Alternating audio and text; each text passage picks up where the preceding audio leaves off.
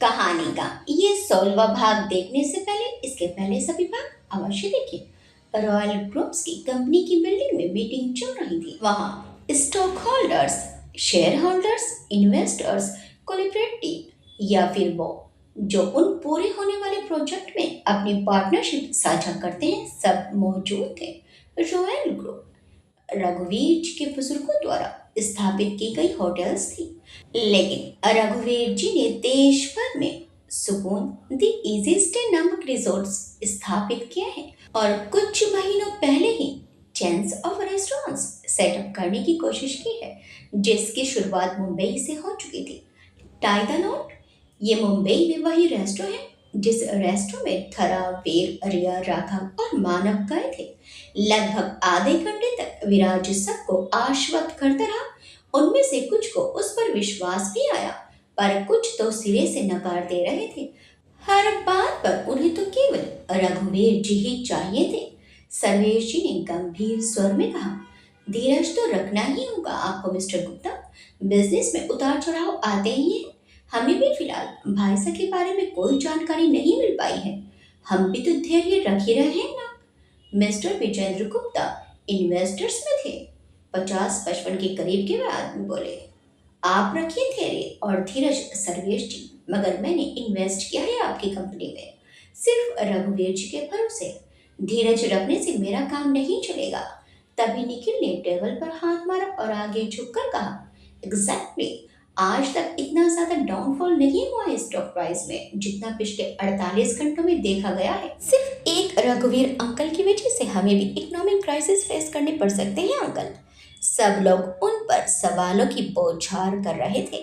एक लड़की जो काफी देर से शांत थी, वो टाइटन रेस्टोरेंट की पार्टनर भी थी। एक शुरुआती प्रोजेक्ट जिसकी पार्टनरशिप एक लड़की के साथ रखी गई थी। कुछ आगामी प्रोजेक्ट में भी वो भागीदारी रखती थी। गेहुआ रंग, बड़ी बड़ी आंखें और तेज से परिपूर्ण उसका पतला दुबला चेहरा, 5 फीट 7 इंच के करीब हाइट और पतली दुबली सी। उसने बेबी पिंक कलर में स्टाइलिश गर्ल्स ब्लेजर पहना हुआ था और साथ ही उसी रंग में फॉर्मल पैंट्स। बालों का जोड़ा था और आंखों पर बड़े बड़े चुकोर फ्रेम का चश्मा, थोड़ा बहुत मेकअप और गले में पतली सोने की चेन। लड़की काफी देर से खामोश थी। कई बार सामने बैठे सबसे बुजुर्ग व्यक्ति को देखकर वो आदर से होंठों पर मुस्कुराहट ओढ़ लेती थी। उसका नाम मौनी राठौड़ था। उसने अपनी गहरी कर्कश आवाज में सबका ध्यान खींचा। वो बोली, विराज सूर्यवंशी। पूरे कॉन्फ्रेंस हॉल में सन्नाटा छा गया। अभिमन्यु और विराज की आंखें सिकुड़ गई। उस लड़की को वो दोनों कुछ ज्यादा नहीं जानते थे। अभिमन्यु ने ख्याति को इशारा किया तो ख्याति ने अभिमन्यु और विराज के बीच आकर जल्दी से उस लड़की की जानकारी दे दी। विराज ने लड़की को देखा तो वो लड़की बोली, बाकी सबको तो मैं नहीं जानती, लेकिन मुझे और मेरे बिजनेस को किसी से मतलब नहीं है। मिस्टर रघुवीर सूर्यवंशी जी कई सारे प्रोजेक्ट्स कर चुके हैं, लेकिन मैंने अभी अभी इस फील्ड में कदम रखा है और मैं नहीं चाहूंगी कि मुझे अपने शुरुआती फेज में ही लॉस फेस करना पड़े। विराज ने खड़े खड़े अपने दोनों हाथ टेबल पर रखे और अपने पैरों पर जरा सा झुका। उसने कहा, अनसर्टेनिटी वर्ड सुना है आपने मिस राठौड़? लड़की ने भी अपनी एक कलाई झुकाई और झुककर ही बोली, सॉल्यूशन वर्ड सुना है आपने मिस्टर सूर्यवंशी? उसने सीधा उसकी आंखों में देखा। सामने बैठे बुजुर्ग व्यक्ति मुस्कुरा दिए। विराज की मुस्कुराहट फीकी पड़ गई, मगर अगले ही पल उसने शांत लहजे में कहा, सॉल्यूशंस साउंड्स गुड, लेकिन सॉल्यूशन सुनने के लिए सबका राजी होना जरूरी है और फिलहाल हमें यहाँ कहीं भी यूनिटी नजर नहीं आ रही है। लड़की ने एक नजर सबको देखा और बोली, बिजनेस में यूनिटी होती नहीं है, हमें लोगों को अपनी तरफ करना होता है।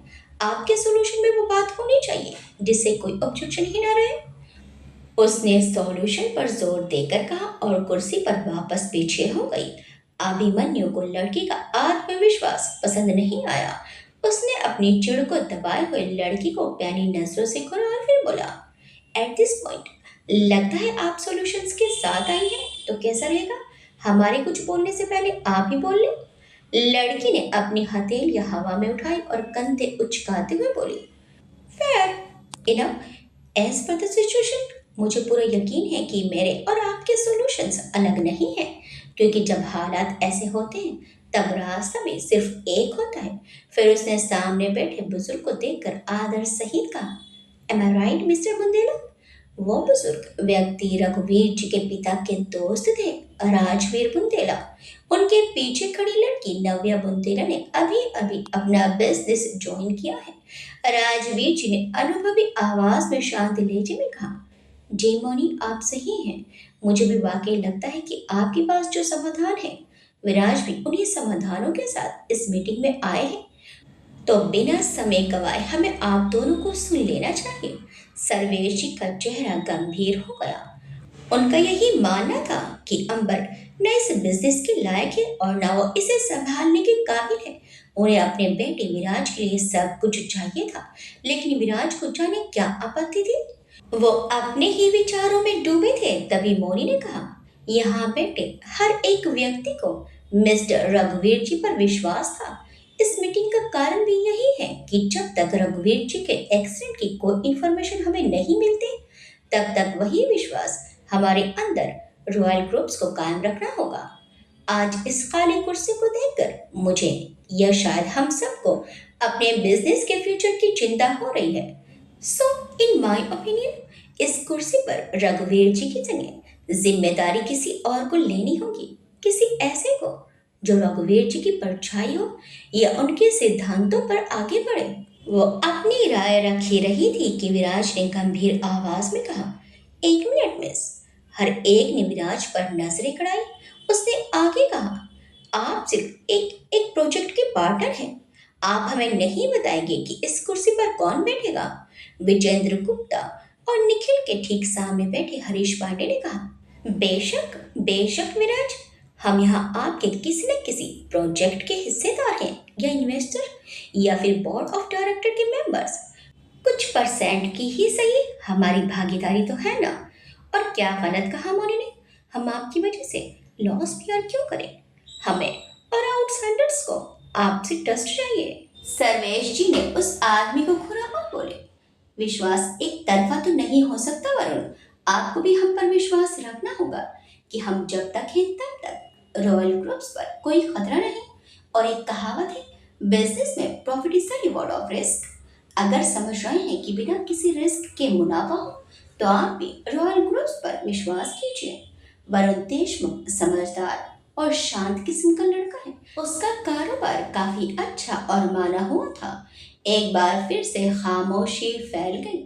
हर मुमकिन कोशिश हो रही थी कि रघुवीर जी और अंबर की अनुपस्थिति से फर्क ना पड़े, मगर रह रहकर वो दो खाली कुर्सियां हर दलील को काट रही थी। राजवीर जी ने गहरी और भारी आवाज में कहा, सर्वेश जी, विराज, एक समय ऐसा जरूर आता है जब हमें भावनात्मक नहीं, उपयोगी निर्णय लेने पड़ते हैं, और ये वही समय है। आप किसी भी तरह से समझा लें, रघुवीर जी की कमी है और इस कमी का असर हो रहा है। मैं आपको यही सुझाव दूंगा कि फिलहाल इस कुर्सी पर किसी का होना ही सबके लिए सही होगा। उन्होंने प्रेसिडेंट की नहीं बल्कि चेयरमैन की कुर्सी की तरफ अपनी निगाहें उठाई। मौनी आंखें सिकोड़ कर सर्वेश जी, अभिमन्यु और विराज को देख रही थी। आखिर कौन उस कुर्सी पर बैठेगा?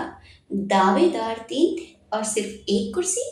राजवीर जी की पोती नव्या बोली, लेकिन वो तो अंबर सूर्यवंशी का हक है दादाजी।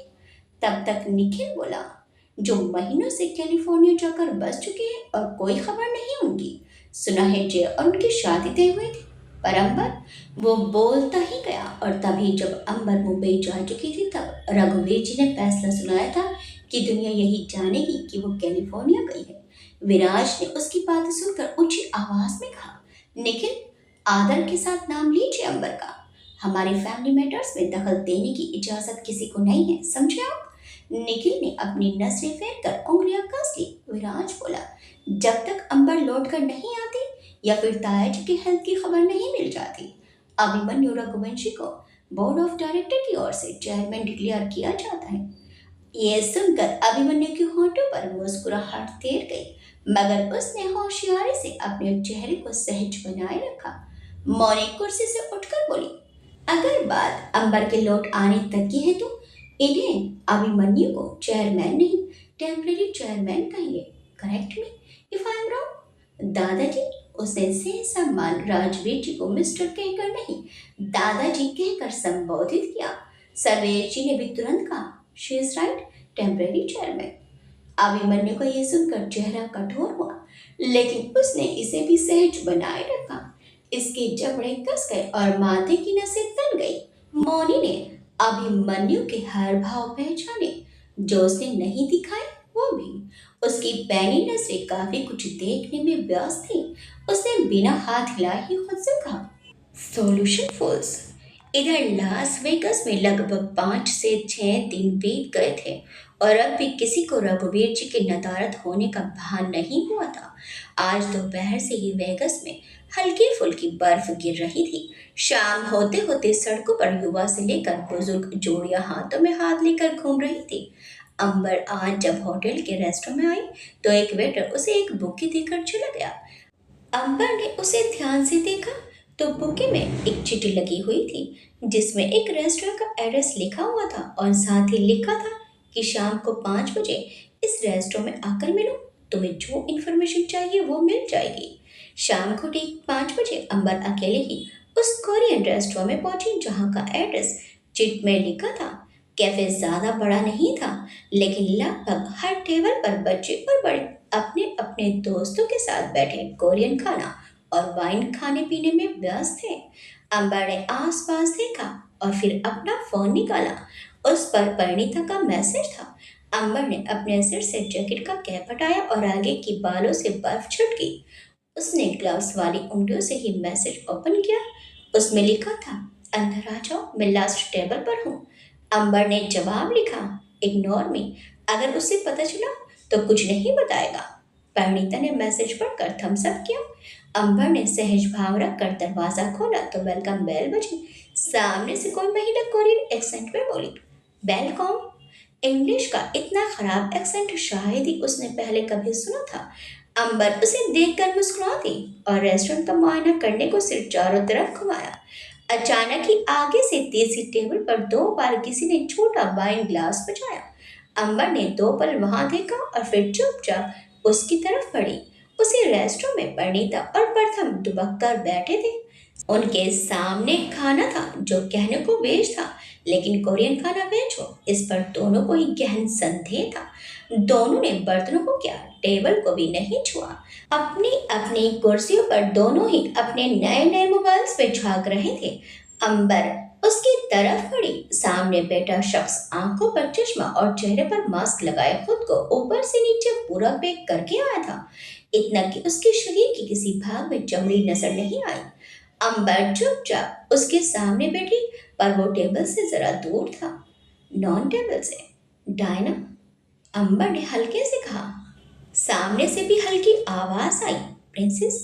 अंबर चौंक गई। वो शख्स एक लड़की थी और शायद भारतीय भी, इंडियन। हल्की सी चौंकी हुई अंबर ने कहा, डायना यानी उस लड़की ने कहा, नो, आई एम अमेरिकन। अंबर बिना कुछ कहे उसे देख रही थी। डायना ने उसकी तरफ गिलास रखाया और पूछा, वाइन? नो।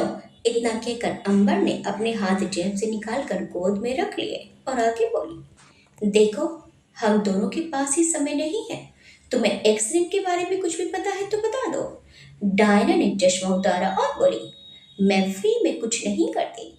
अंबर ने टेढ़ी सी मुस्कुराहट देकर कहा, तुम यहाँ छुप कर आई हो और फिर शर्त भी रख रही हो, गलत नहीं है ये? डायना ने सिर हिलाया और बोली, I am an employ in security. उस सैलरी से मैं अपने डेट को घर नहीं ले जा सकती। अंबर बोली, हाउ मच? अंबर की आवाज में नरमी थी। डायना ने अब टेबल से अपना सिर और पलकें उठाई। उसकी आंखें फिरोजा रंग की थी। उसकी बाहें बेहद खूबसूरत थी। डायना ने सीधी आईब्रो पर चमकती हुई चांदी की मोटी और छोटी सी बाली पहनी हुई थी। उसकी आंखें देख अंबर को जाने क्यों उसका चेहरा देखने का मन हुआ, मगर मिलने की शर्त यही थी कि प्रिंसेस उसका चेहरा नहीं देखेंगी। डायना ने कहा, उतने जितने डॉलर्स में इंडिया जा सकूं और वहां एक घर लेकर सेटल हो जाऊं। अंबर को डायना की हिस्ट्री आकर्षक लग रही थी। उसके भारत लौटने की बात में बहुत कुछ छुपा हुआ था। उसे नजरअंदाज करके अंबर ने सीधे तौर पर कहा, एक्सीडेंट की फुटेज मिटाने के लिए किसने पैसे दिए थे? डायना ने सीधा उसकी आंखों में देखा और बोली, सीनियर ओवरसीयर ने डिलीट की थी। इसके लिए उसे किसी सूर्यवंशी ने ह्यूज अमाउंट पे किया है। अंबर और उसके पीछे बैठे प्रथम और पंडिता ये सुनकर पूरी तरह से चौंक उठे। अंबर ने अपने चेहरे के भाव तुरंत संभाले और उसे आगे कहने के लिए देखा। डायना आगे बोली, मेरे सीनियर के साथ एक और था, मेरा बॉयफ्रेंड, जो फुटेज डिलीट होने वाले दिन से गायब है। अगर वो मर भी गया होगा तो इसमें शौक भी नहीं हूं मैं। They are emails. अंबर ने पूछा, और तुम कैसे जिंदा हो? डायना ने एक नज़र दरवाजे पर डाली और फिर नजरें झुकाकर कहा, मेरे बॉयफ्रेंड ने मुझे सब बताया था। ये बात वो लोग नहीं जानते। He was also Indian American. आपके बिजनेस के बारे में भी काफ़ी नॉलेज थी उसे। कहते कहते डायना का गला भारी हो गया था। अंबर ने गहरी सांस ली और बोली, तुम तुम इंडिया क्यों जाना चाहती हो? उसकी आवाज में सादगी थी, संवादता थी। डायना ने अपनी पलकें गहराई से झपकी तो एक बूंद खाने में जा गिरी। डायना ने वाइन का छोटा सा गिलास उठाया और एक ही घूंट में खत्म करके कहा, my my dad is a slave. He is a slave of American from two decades. मेरी माँ ने मुझे छोड़ दिया था जब मैं 1 साल की भी नहीं हुई थी। उसने डैड से प्रॉमिस किया था कि वो डैड के साथ इंडिया जाएगी, लेकिन नहीं। उसने डैड पर कई सारे लोन्स लिए और भाग गई किसी और शहर। उसने गाली देकर कहा, फ्यूजिटिव, भगोड़ी निकली वो। चैन से सांस तक नहीं ले सकते मेरे डैड। पहले मैं और मेरा बॉयफ्रेंड जेड इंडिया ले जाते डैड को, सारे डेट्स पे ऑफ करने के बाद। लेकिन अब मुझे डैड को इंडिया वापस ले जाना है। उसके हर शब्द के साथ अंबर की आंखें नम होती चली गई और पीछे परिणीता की भी। अंबर ने पूछा, तुम्हारा सीनियर कौन है? डायना बोली, he has died in the morning. वो सुबह ही मारा गया। जैसे ही डायना ने कहा, अंबर की भौहें थन गई। पीछे परतम और परिणीता के भी रोंगटे खड़े हो गए। परिणीता ने दोनों कानों को मसलते हुए कहा, डैम, हर रास्ता ब्लॉक करता चल रहा है कोई। परतम ने होंठों से ही उसे चुप रहने का इशारा किया। अंबर ने इसके आगे कोई सवाल नहीं किया। डायना ने कर्कश आवाज में कहा, मेरे डॉलर्स। अंबर ने टेबल पर एक कार्ड रखकर उसकी ओर सरकाया और बोले, इस नंबर पर कॉल कर लेना, जितना अमाउंट बोलोगे मिल जाएगा। वो उठी और बिना पलटे बाहर निकल गई। डायना ने कार्ड उठाया और उल्टा सीधा किया। उस पर सिवाय एक नंबर के कुछ नहीं लिखा था। डायना ने कार्ड रखा और फिर से चश्मा लगाकर कुछ डॉलर्स टेबल पर छोड़कर निकल ली। अंबर जेब में हाथ दबाए फुटपाथ पर कपल्स के बीच से चली जा रही थी। उसने एक नजर सामने खंबे पर मारी। उदय खंबे से टिका खड़ा था। अंबर ने अपना सिर झटका और पीछे निकलती डायना की तरफ इशारा किया। उदय ने आंखों से ही हाँ कहा और फिर चुपचाप डायना के पीछे हो लिया। रेस्टोरेंट से निकलकर डायना अपने चारों तरफ देखकर तेज कदमों से चल रही थी। आगे खड़े उदय ने अपनी आंखें उस पर गड़ा ली। अंबर आगे जाकर पहले से खड़ी कार की ड्राइविंग सीट पर थी। कार की ड्राइविंग सीट बाईं ओर थी। उसमें बैठते ही अंबर ने फोन निकाला और प्रथम को फोन किया। आ जाओ। प्रथम और परिणीता रेस्टोरेंट से निकलकर कार में आ गए। डायना अब तक चौराहे को भीड़ के साथ क्रॉस कर रही थी और उसी भीड़ में उदय भी शामिल था। परिणीता बोली, तुम्हें नहीं लगता इस चुगलखोर को नहीं लाना चाहिए था?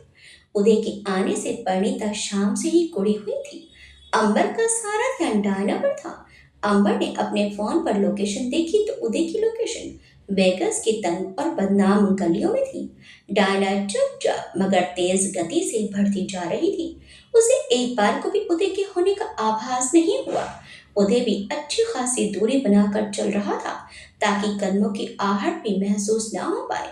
डायना ने चौराहे से आधा किलोमीटर चलते रहने के बाद एक मोड़ लिया। एक मेडिकल स्टोर जो खुला था उसके बगल से ही निहायत संकरी गली में वो घुस गई। गली के पार होते होते उदय ने भी गली में कदम रखा।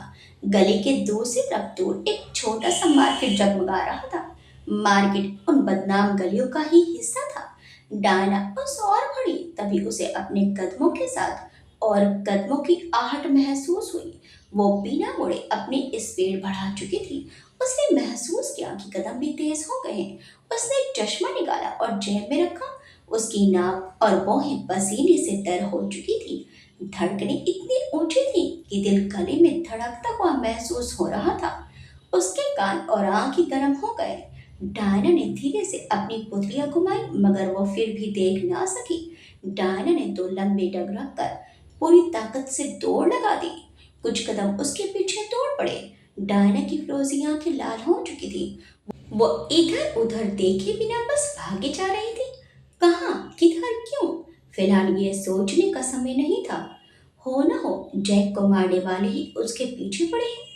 कुछ दूर मार्केट था लेकिन वो मरघट पड़ी सड़क पर ही थी। उसने बिल्कुल जरा सी गर्दन घुमाई तो दो नहीं शायद तीन आदमी उसके पीछे थे। हवा को चीरती हुई उसने अपनी स्पीड बढ़ाई। करीब होती हुई आदमी को कदमों की आहट से भी उसका दिल दहल उठा और वो दोगुनी गति से पेड़ चलाने लगी। अचानक ही एक आदमी कटकर उसके सामने आ गया। डायना ने भागते हुए अपना रास्ता बदल लिया। अब वो एक और सुनसान पड़े जंगल की तरफ थी। हालांकि जंगल थोड़ा आगे था। मेपल्टीज का वो जंगल घना तो कम था लेकिन लाल पत्तियों के झड़ने से और बर्फ की गिरने से काफी ज्यादा गंदा था।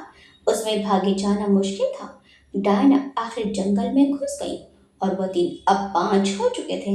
इसका मतलब वो पहले से उसकी ताक में बैठे होंगे। डायना की सांसें बहुत से भी ज्यादा तेज चल रही थी। इतने मोटे कपड़ों में उसे पहले ही भागने में दिक्कत आ रही थी। उसने एक बार पीछे देखा और अचानक ही वो गिरी।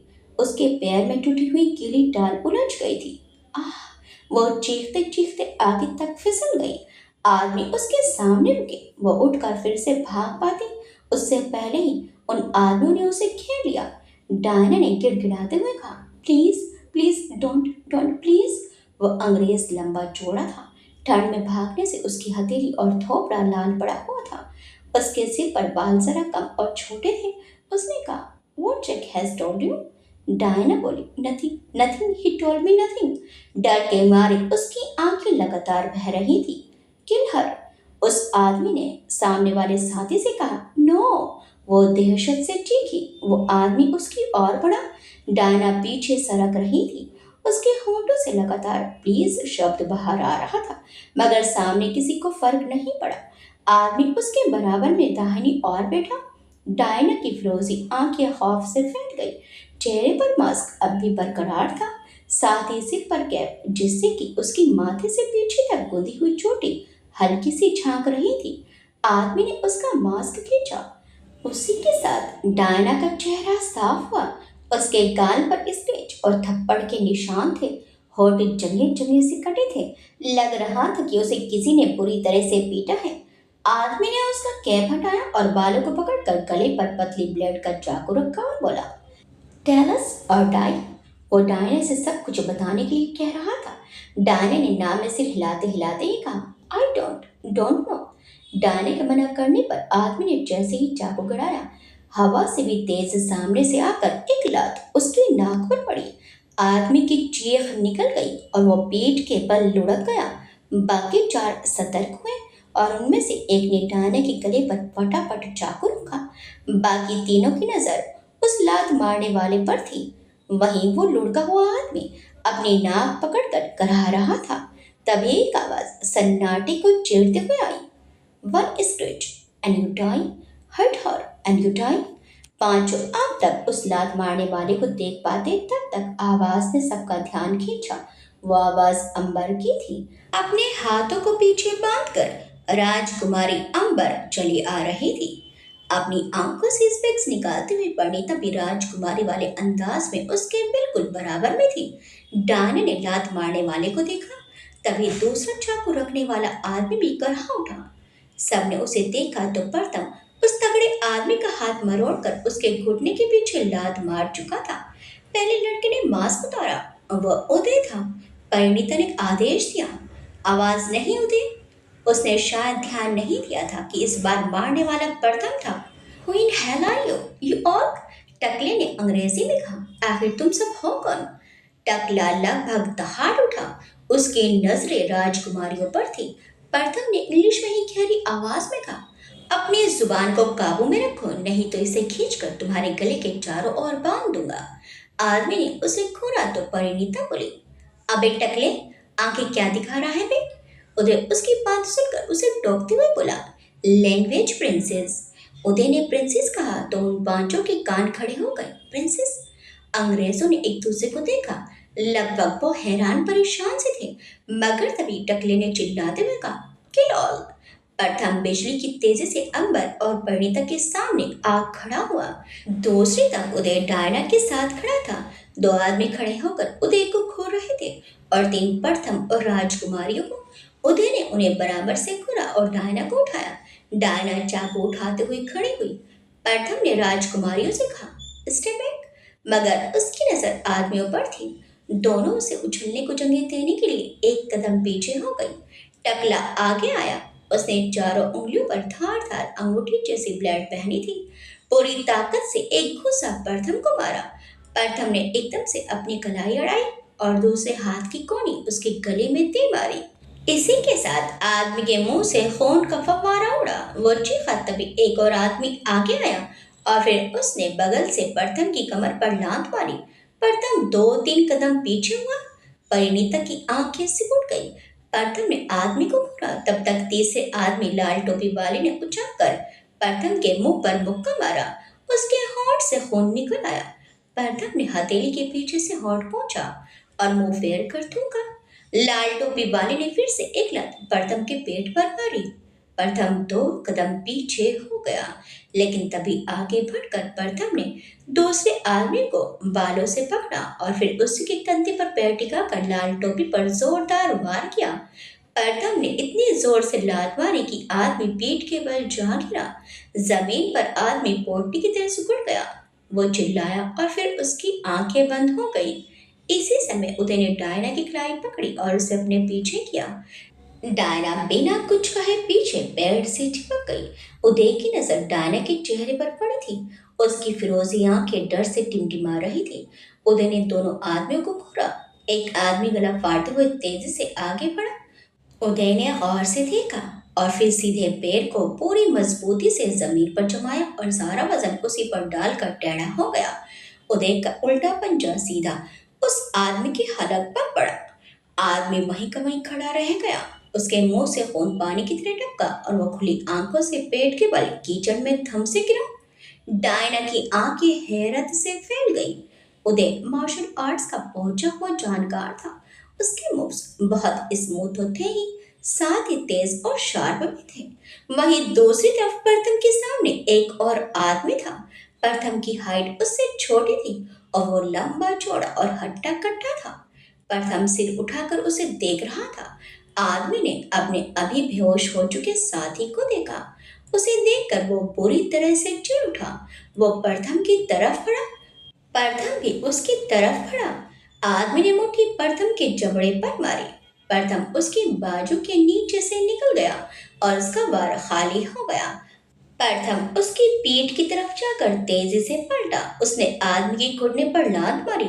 आदमी भी तुरंत पलट कर खड़ा हुआ। तभी प्रथम ने मुट्ठी उसके सीने पर मारी। आदमी ने उसके गले को पकड़ा और एक ही हाथ से उसे जमीन से 1 फुट ऊपर उठा दिया। परिणीता गुस्से से आदमी को देखते खड़ी थी। प्रथम की टांगें फड़फड़ा रही थी और एक हाथ आदमी की पकड़ ढीली करने पर था। प्रथम ने आदमी के हाथ को पूरी मजबूती से पकड़ा और फिर बिजली की रफ्तार के साथ उसके शरीर पर 3 कदम रखकर उसकी गर्दन को अपनी टांगों से जकड़ लिया। आदमी ने एकदम से प्रथम का गला छोड़ा। इसी के साथ प्रथम ने टांगों से उसकी गर्दन मरोड़ दी और वो जमीन पर गिर गया। वो उठ भी पाता उससे पहले परिणीता की चीख निकल गई, प्रथम। प्रथम की पेट से खून निकल रहा था। असल में जैसे ही प्रथम गिरा, उस टकली ने अपनी मुट्ठी जमीन पर कूदते हुए प्रथम की पीठ पर दे मारी। उसकी उंगलियों की अंगूठी में लगा ब्लेड प्रथम की पीठ में घुस गया। दर्द के मारे प्रथम कराह उठा। अगले ही पल एक और चीख गूंजी। वो आदमी अपना सिर पकड़कर गरजा। प्रथम ने जमीन से पत्थर उठाकर उसकी आंख के ठीक कोने में मारा। दिमाग भरनाया हुआ था उसका। इसी के साथ वो ढेर हो गया। दूसरी तरफ उदय के सामने एक आदमी अब भी बचा था। उदय एक एक कदम उसी आदमी की तरफ बढ़ा रहा था। आदमी भी अड़ियल होकर जस से तस ना हुआ। उदय ने उंगलियों से उसे आगे बढ़ने का इशारा किया। आदमी ने घूरती नजरों से उसे देखा और फिर डायना को घूरने लगा। पीछे प्रथम लड़ रहा था। आदमी एकाएक से उदय की तरफ आया। उदय भी उसे देखते हुए तैयार खड़ा था। आदमी ने एक चाकू निकाला और उदय के गले में मारा। उदय ने अपनी हथेली पूरी ताकत से उसकी कलाई पर मारी। चाकू छूटकर नीचे गिरा। अचानक ही उस आदमी ने अपने जूते से साफ चाकू निकाला। उदय समझ पाता उससे पहले ही आदमी उसकी किडनी के ठीक ऊपर वार कर चुका था। तभी एक जोर की चीख पूरे जंगल में गूंज गई। ये चीख उस आदमी की थी। परिणीता, प्रथम, डायना आंखें फाड़े देखते रह गए। उदय अपना पेट पकड़कर पीछे हो गया। चाकू हल्का सा अंदर घुसा था। सबकी नजर अंबर पर थी। अंबर आदमी के कंधे पर चाकू घोंप चुकी थी। ये वही कटार थी जो राघव ने उसे दी थी। उस आदमी की चीख से सोए हुए पक्षी उड़ गए। आदमी की जैकेट से खून रिसने लगा। अंबर एक कदम पीछे हो गई। उसके चेहरे के भाव नर्म थे और हाथों में थोड़ी बहुत कंपन। परिणीता एकदम से आगे आई। अंबर ने उसे हाथ दिखाया। खून से सना हाथ। वो वहीं रुक गई। पर हमने हल्के से कहा, फिक्र मत करो, वो मरेगा नहीं।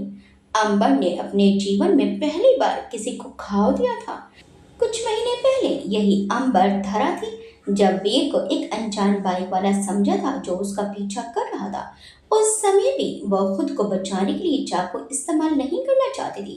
कंपन और अफसोस उसकी आंखों में घिर आया था। उस समय भी और आज भी कोई उसके हाथों से जान गंवा दे, ये उसे मंजूर नहीं था। अंबर उस आदमी को देखकर उदय की तरफ बढ़ी। डायना और परिणीता भी। उदय की होली और जैकेट दोनों के बावजूद खून बह रहा था। Are you okay? परिणीता ने पूछा। उदय ने सिर झटका और बोला, नहीं, फिलहाल तो बिल्कुल भी नहीं। अंबर ने एकदम से कहा, पर एक गाड़ी निकालो। प्रथम को भी चोट आई है और डायना को भी। उसने डायना को देखा और बोली, कम विद में। ये विनती नहीं थी बल्कि आदेश था राजकुमारी का। बीती रात उदय जरा सा घायल हुआ था। हालांकि इतनी चोट तो वह आराम से झेल सकता था, लेकिन फिर भी अंबर उसे खुद को ट्रीट करवाने का आदेश दे चुकी थी। शाम हो चुकी थी और वहां का मौसम जरूरत से ज्यादा ठंडा पड़ा था। वेगस में बिल्डिंग्स की लाइट्स जल उठी थी और पूरा शहर एक बार फिर अपनी खूबसूरती बिखेरने को आतुर था। वेगस के जिस होटल में सूर्यवंशी और चौहान ठहरे हुए थे, वो शहर के सबसे अच्छे होटल्स में से एक था। वहाँ जरूरत से ज्यादा सुविधाएं थी, जिसका एक नमूना था वहाँ 8वें फ्लोर पर मौजूद क्लॉथ शोरूम।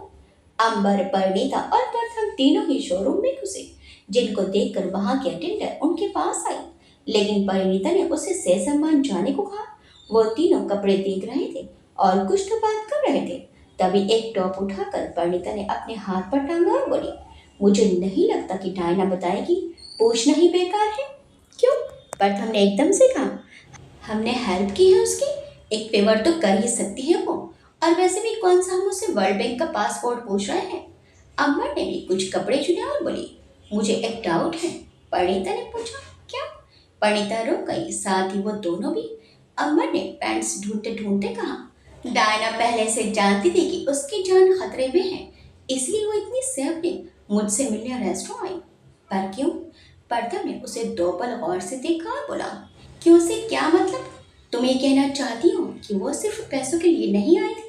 परिणीता ने टोका तो वो बोली, वो पैसों के लिए ही आई थी। She needs money. अंबर खोए हुए स्वर में बोली, उसने कहा था कि जैक ने एक्सीडेंट के बारे में उसे पता है, ये किसी को भी नहीं पता। लेकिन फिर वो कैसे जानती थी कि कोई उसके पीछे है?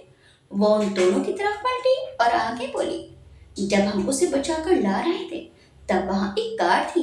You notice drive? उसने प्रथम को देखा। परिणीता ने कुछ ना समझते हुए कहा, कार कौन सी?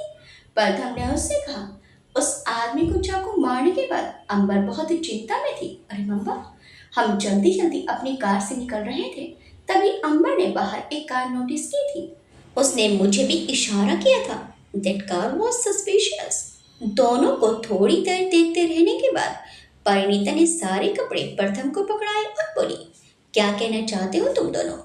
कि डायना जानबूझकर खतरा उठाकर हमें इंफॉर्मेशन देने आई थी? बस? अंबर ने एकदम से कहा, यस। परिणीता ने जैसे उसकी पहली सुलझा थी, वो बोली, ये तो मैंने सोचा ही नहीं। प्रथम बोला, लेकिन वो ऐसा क्यों करेगी? हमें तो वो जानती भी नहीं कि चलते फिरते हमारी भलाई कर जाए। अंबर ने सोचकर चलते हुए कहा, अगर मैं सही हूँ तो वो कार डायना के लिए आई थी, डायना को बचाने, और डायना को हमारी हेल्प करने के लिए कहा गया होगा। परिणीता ने साथ चलते चलते कहा, इसका उल्टा भी हो सकता है। वो कार डायना को मारने आई हो और डायना खुद हमें डिस्ट्रैक्ट कर रही हो, गलत इन्फॉर्मेशन देकर। अंबर बोली, ऐसा नहीं है, क्योंकि हम एक्सीडेंट के बारे में तो क्लूलेस थे ही। अगर कोई इन्फॉर्मेशन नहीं भी होती तो हम ये कभी जान नहीं पाते कि डायना भी कुछ जानती है। हमारा दुश्मन आराम से बैठा रहता, लेकिन डायना हम तक आई खतरा उठाकर। इसका मतलब उसे हमारी मदद करनी थी। रही बात उस कार की, तो अगर वो डायना को मारने आते तो उदय और प्रथम पर हमला होता, लेकिन वो कार बस शांत खड़ी थी। जब ये दोनों लड़ रहे थे तब भी, और जब हम डायना को ला रहे थे तब भी उसने हमारा पीछा नहीं किया। परिणीता ने छोटी छोटी आंखें करके अंबर को देखा। प्रथम बोला, कोई हमारी हेल्प कर रहा है कल्पित सूर्यवंशी तक पहुंचने के लिए। अंबर ने सिर हिलाया। परिणीता ने सिर झटका और बोली, पागल हो तुम दोनों, कोई नहीं कर रहा है हमारी हेल्प। किसी को इस जमाने में भलाई का भूत नहीं लगा है। अरे लोग तो दोस्ती का हाथ बढ़ाकर कहते हैं कि उम्मीद मत रखो, और तुम दोनों हो कि एक डिसिप्लिन पर्सन को अपना हेल्पर समझ रहे हो।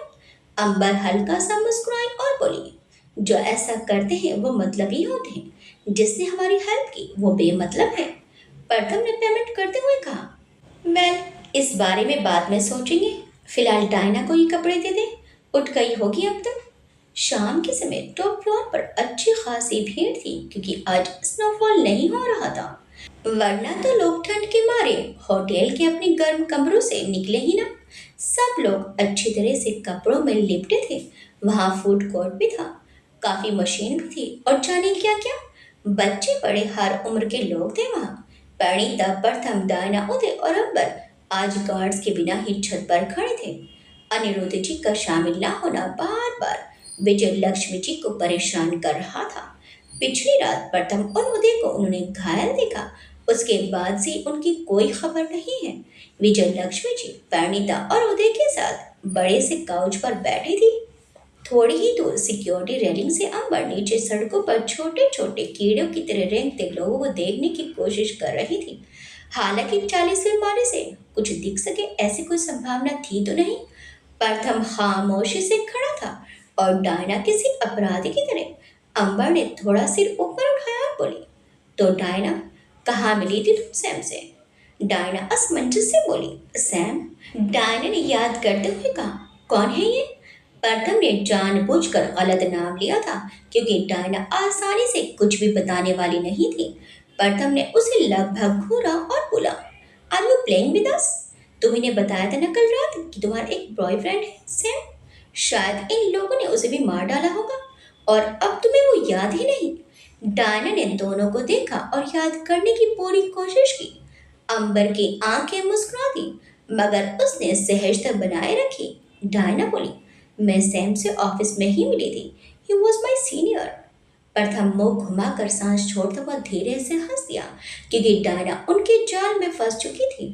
अंबर ने प्रथम को देखा और फिर हल्के से हाँ में सिर हिलाया तो उसने पूछा, तुम्हारे चेहरे पर ये निशान किसने किया है और क्यों?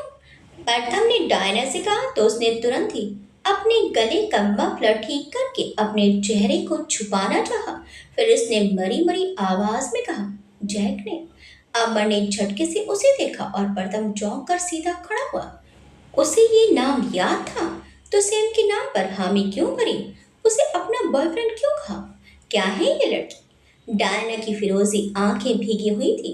उसने पलके उठाकर सीधे अंबर को देखा और बोली, आई एम नॉट लाइंग। मुझे नहीं पता कि आपने सैम का नाम क्यों लिया, हुई सी, लेकिन मैं आपसे मदद मांगने नहीं आई थी योर हाइनेस। आप खुद मुझे बचाने कल उस फॉरेस्ट में आई थी। अंबर ने शांत लहजे में कहा, तुम्हें पता था कि हमें शक है तुम पर? उसने सिर हिलाया। अंबर ने आगे कहा, फिर भी तुमने सैम को पहचानने से मना नहीं किया। डायना बोली, क्योंकि मैं देखना चाहती हूँ कि आप मुझसे क्या उलझाने की कोशिश कर रही हैं। डायना की आंखें कहते हुए सख्त हो गई। अंबर ने सर्द लहजे में कहा, सच? मैं सिर्फ सच जानने में रुचि रखती हूँ। किसने भेजा था तुम्हें मेरे पास? क्योंकि तुम खुद कभी नहीं आती। उसके रुकते ही प्रथम ने आगे कहा, एग्जैक्टली, तुम उन लोगों से भागी हो जिसने राजा जी का एक्सीडेंट कराया था, राइट? डायना ने आंखें बंद की और फिर गहरी सांस ली। वह मुड़कर रेलिंग से शहर देखते हुए बोली, फाइन, मैंने जो रेस्टोरेंट में कहा था वो सब कुछ सच था, सिवाय जैक के। जैक मेरा बॉयफ्रेंड नहीं, लेकिन वो मेरा सीनियर है। वो जानता है कि मुझे पैसों की ज़रूरत है अपने डैड को इंडिया ले जाने के लिए, इसीलिए वो मुझे बुली करता था। जिसने एक्सीडेंट की फुटेज डिलीट की थी, जैक उनके ही साथ मिला हुआ था।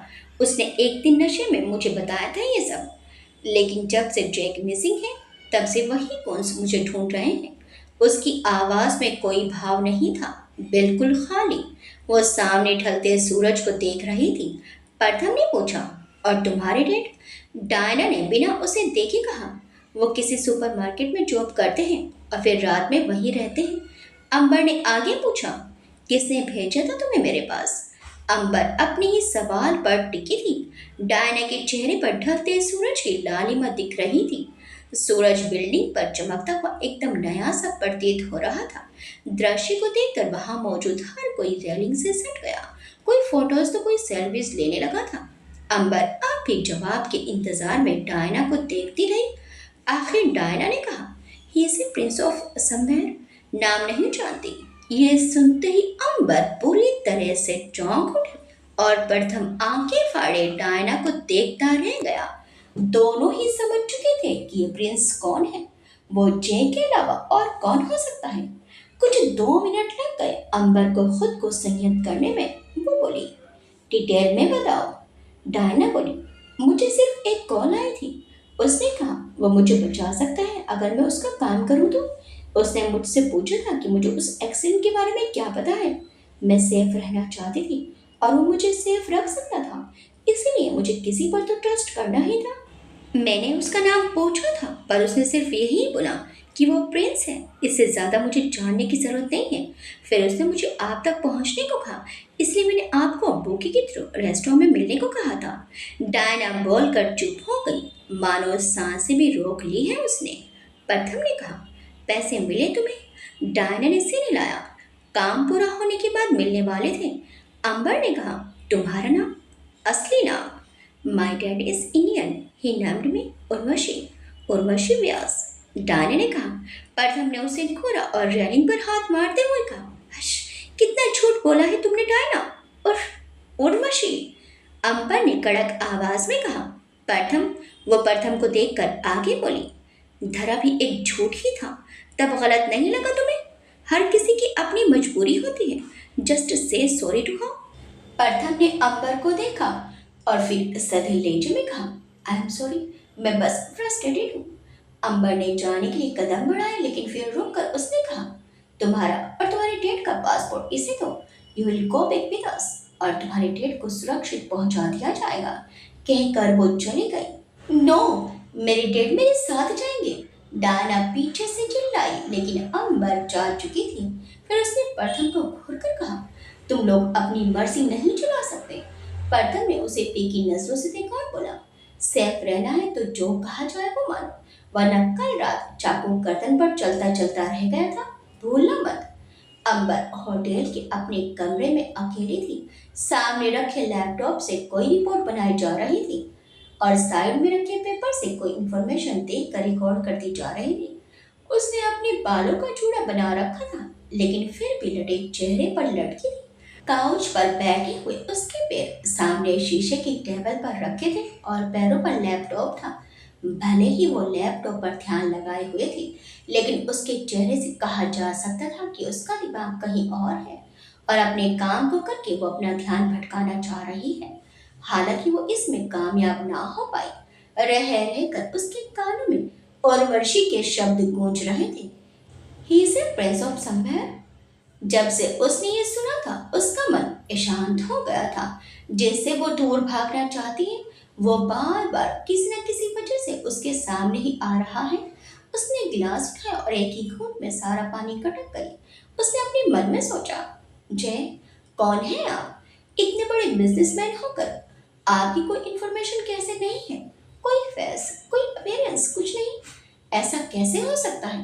ये सोचते सोचते ही अचानक अनिरुद्ध जी उसकी आंखों के सामने आ गए। उसने ये पहले क्यों नहीं सोचा? अनिरुद्ध जी के पास तो मिल जाएगी जी की सारी इंफॉर्मेशन, या फिर राजशेखर अंकल के पास। लेकिन वो अभी राजशेखर जी से संपर्क नहीं कर सकते तो क्या हुआ? अनिरुद्ध जी से जरूर पूछ सकती है वो। उसने अपना फोन उठाया और रूम से बाहर आ गई। रूम के गेट पर ही खड़े गार्ड्स को देखकर उसने कहा, रूम में जब तक मैं ना हूं कोई और नहीं जाना चाहिए। गार्ड ने सिर हिलाया। अंबर फोन चलाते हुए कॉरिडोर में चली जा रही थी। उसने परिणीता का नंबर डायल किया। उधर अपने रूम में मॉडल डिजाइन करते हुए परिणीता ने अंदाजन फोन उठाया और कुछ स्किल्स एंड पॉइंट्स शीट पर मार्क करते हुए बोली, हाँ कहो। रूम के बाहर आओ, मैं आ रही हूँ। अपने बड़े से रूम को पार करते करते वो एक दरवाजे के सामने रुकी। वो नॉक कर पाती उससे पहले ही परिणीता ने फोन पर ही कहा, क्या हुआ? अंबर बोली, कुछ नहीं। मैं सोच रही थी हम जय को सर्च कर रहे हैं, उसके बजाय हम डायरेक्टली मामा सा से क्यों नहीं पूछ लेते? परिणीता ने एकदम से कहा, लेकिन तुम जय में इंटरेस्टेड क्यों हो? छोड़ो उसे, तुम्हारी शादी वैसे भी उससे नहीं होगी। अंबर ने सिर झटका और बोली, तुम बस बाहर आओ। इतना कहकर अंबर ने गेट पर नॉक किया। अंदर प्रथम भी कोई स्ट्रक्चर डिजाइन कर रहा था। दरवाजे पर दस्तक सुनकर उसने पैन को आड़ा होठों में दबाया और बगल में रखे आईपॉड पर कुछ मॉडल्स देखते देखते दरवाजा खोला। सामने अंबर खड़ी थी। अंबर ने गेट ओपन होते ही प्रथम से पूछा, तुम्हें जय नहीं मिली? अचानक से जय का जिक्र सुनकर प्रथम सीधा होकर उसे देखने लगा। चलो। अंबर ने उसे बाहर आने का इशारा किया और बोली, हम मामा सा से पूछेंगे। प्रथम बोला, अचानक सब ठीक है? अंबर बोली, खराब कह नहीं सकते और ठीक है नहीं। प्रथम के कमरे से निकलकर वो तीनों अनिरुद्ध जी के कमरे में पहुंचे। लेकिन वहां जाकर उन्हें खबर मिली कि अनिरुद्ध जी ने अपनी कोई मीटिंग रखी है, इसलिए वो बाहर गए हुए हैं। अंबर को पूरी उम्मीद थी कि अनिरुद्ध जी कुछ तो बताएंगे उसे, मगर यहाँ तो वो उनसे मिल भी नहीं पाई थी। वो निराश होकर आधे रास्ते से लौट ही रही थी कि प्रथम ने कहा, मैम से पूछें। ये सुनते ही परिणीता ने उसे घुरा। प्रथम को समझ ही नहीं आया कि उसने ऐसा क्या गलत कहा। उसने परिणीता को इग्नोर किया और फिर अंबर से कहा, क्या सोच रही हो? अंबर चुप खड़ी थी। उसने धीरे से कहा, नथिंग, कुछ नहीं। इतना कहकर वो आगे बढ़ी। तभी अंबर का फोन बजा। उसने फोन देखा तो वो विजय लक्ष्मी जी के कमरे में जाते जाते रुकी। उन दोनों ने भी एकदम से ब्रेक मारा। अंबर ने फोन उठाया और बोली, good evening miss Moni Rathore. उसने सामने से बोलने वाली मोनी से कहा तो मोनी मुस्कुराई और बोली, यहाँ तो मॉर्निंग हुई है, 6 बज गए। मोनी अपने योग सूट में थी। कई सारी बिल्डिंग्स के ठीक सामने एक गर्ल्स में गार्डन बना था। हरियाली और ताजगी देता हुआ कई सारे खूबसूरत फिट नौजवान जॉगिंग कर रहे थे। मौनी ने भी धीरे धीरे भागते हुए कहा, पता तो चल गया होगा तुम्हें, अभिमन्यु है नया chairperson, I mean temporary. Amar ने सिर हिलाया और बोली, thanks for what you have done. Mouni भागते हुए रुकी। उसने एयर बस ठीक किया और फिर स्ट्रेचिंग करते हुए बोली, you are welcome. You know आपके राजकुमार जय नहीं आए थे, कोई इंपॉर्टेंट काम था उन्हें। फिर से जय? इस जय नाम ने तो उसे जाने कब से परेशान कर रखा है। लेकिन वो जानते ही नहीं कि अगर वो एक बार बस ये खबर पहुंचा दे जय को कि वो मिलना चाहती है उससे, तो सारी दुनिया छोड़कर आ जाएगा वो राजकुमार। अंबर आगे बढ़ी, लेकिन उसने प्रथम और परिणीता को उनके कमरे में जाने का इशारा किया। वो दोनों परिणीता के कमरे में चले गए और अंबर अपने कमरे में आ गई। अपने कमरे में आकर उसने कहा, मौनी, तुम्हें भी जय के बारे में कुछ नहीं पता? His face. मौनी बोली, फेस तो देखा है मैंने, but photo I don't have any. मैं उनके प्लेस में गेस्ट थी। रेस्टोरेंट को लेकर अंकल और मेरी मीटिंग वहीं हुई थी। वैसे काफ़ी हाइप है जय के नाम की, लेकिन वो पर्सन बहुत ही सीधे और शांत है। इनफैक्ट वो अपने नाम के आगे पीछे कुछ नहीं लगाते। राजकुमार जैसा वर्ड कभी ऑफिशियली सुना ही नहीं था मैंने। अपने पूरे बिजनेस को उन्होंने सिर्फ जय नाम से खड़ा किया है। India's one of the finest textile वेशभूषा सिर्फ उनके नाम से फेमस है। एंड आई डोंट थिंक कि लोगों को उनके राजकुमार होने के बारे में मालूम भी है। सच ए सीक्रेट पर्सन। अंबर ये सब पहले से जानती है, लेकिन उसने कभी ध्यान नहीं दिया कि जय को जय सिंह राणा जय राणा या जय रणविजय राणा, ऐसा तो कभी सुना ही नहीं। जय, यही एक वो नाम महीनों से सुन रही है। उसने मौनी से कहा, ही इज काइंड शाय। मुझे लगता है कि वो शर्मीले हैं। इतना कहकर वो हल्के से हंस दी। उधर मौनी खिलखिलाकर हंसते हुए बोली, अच्छा हुआ तुम्हारी शादी उनसे नहीं हुई, वरना तुम जीवन भर यही सोचती रहती कि कुंवर जी दिखते कैसे हैं। इतना बोलकर वो फिर से हंसी। इधर अंबर भी हंसने लगी। मौनी ने आगे कहा, वेल मुझे कुछ कहना है। अचानक से वो सीरियस हो गई। अंबर बोली, कहो। मौनी बोली, मैंने उन लोगों को प्रेसिडेंट की पोस्ट से डिस्ट्रैक्ट तो कर दिया है, लेकिन तुम अब चेयरपर्सन नहीं हो, यू नो राइट। अब अथॉरिटी अंकल के ना होने की वजह से कंप्लीटली अभिमन्यु की है। सबके वोट भी अच्छे खासे मिले हैं उसको, वह हैंडल कर सकता है करके। अंबर बोली, मुझे कभी अथॉरिटीज और पावर नहीं चाहिए मोनी। मैं बाबा साहब के बिजनेस से दूर बहुत पहले ही होना चाहती थी, लेकिन बाबा साहब ने कभी ऐसा होने नहीं दिया। फिलहाल मेरा कंसर्न मेरी पोस्ट नहीं है, वो मर्डर है। वो सूर्यवंशी है जो मेरे बाबा साहब को मारना चाहता है। मौनी स्ट्रेचिंग करते करते रुकी। उसने अपने बालों को समेटा और बोली, बुरा ना मानो तो एक बात कहूँ। अंबर ने बस कहा तो मौनी बोली, अंकल के एक्सीडेंट से जिसे फायदा हुआ है उसने ही सारी प्लानिंग प्लॉटिंग की होगी। इतना कहकर मौनी रुकी, फिर वो आगे बोली, मैं ये नहीं कह रही कि अभिमन्यु ऐसा कुछ कर सकता है, लेकिन योर हाइनेस, पावर बहुत गंदी चीज होती है। इतिहास गवाह है, लोग अपने पराये में फर्क भूल जाते हैं पावर के लिए। अंबर के चेहरे पर कोई भाव नहीं था, लेकिन आंखें बेचैन थी। क्या गायत्री जी अपने ही पति के साथ ऐसा कर सकती हैं? अंबर ने सधे स्वर में कहा, जानती हूँ मोनी, लेकिन दो पल रुककर उसने कहा, मुझे पता है कि कोई सूर्यवंशी है इन सब की वजह, फिर भी मैं किसी को भी बिना सबूत के ब्लेम नहीं कर सकती। बाबा साहब के बाद उस फैमिली की हर छोटी बड़ी जिम्मेदारी मेरी है। उस मर्डर को ढूंढूंगी मैं, पर हर किसी को शक के घेरे में नहीं ले सकती। मौनी ने मुंह से सांस छोड़ी और बोली, आई होप कि तुम ऐसा कर पाओ। इतना कहकर उसने फोन कर दिया। आगे क्या होगा? अब अंबर इंडिया आकर क्या करेगी? क्या अंबर और जय का आमना सामना हो जाएगा? कौन है वो सूर्यवंशी जो राजा साहब को मारना चाहता है? क्या अंबर उसे ढूंढ पाएगी? वीर की सच्चाई अंबर के सामने कब आएगी? देखिए इस कहानी के अगले भाग में। आपको ये कहानी कैसी लगी हमें कमेंट्स करके जरूर बताइएगा। वीडियो अच्छी लगी तो वीडियो को लाइक शेयर सब्सक्राइब करना मत भूलिएगा। मिलते हैं इस कहानी के अगले भाग में। Till then bye bye.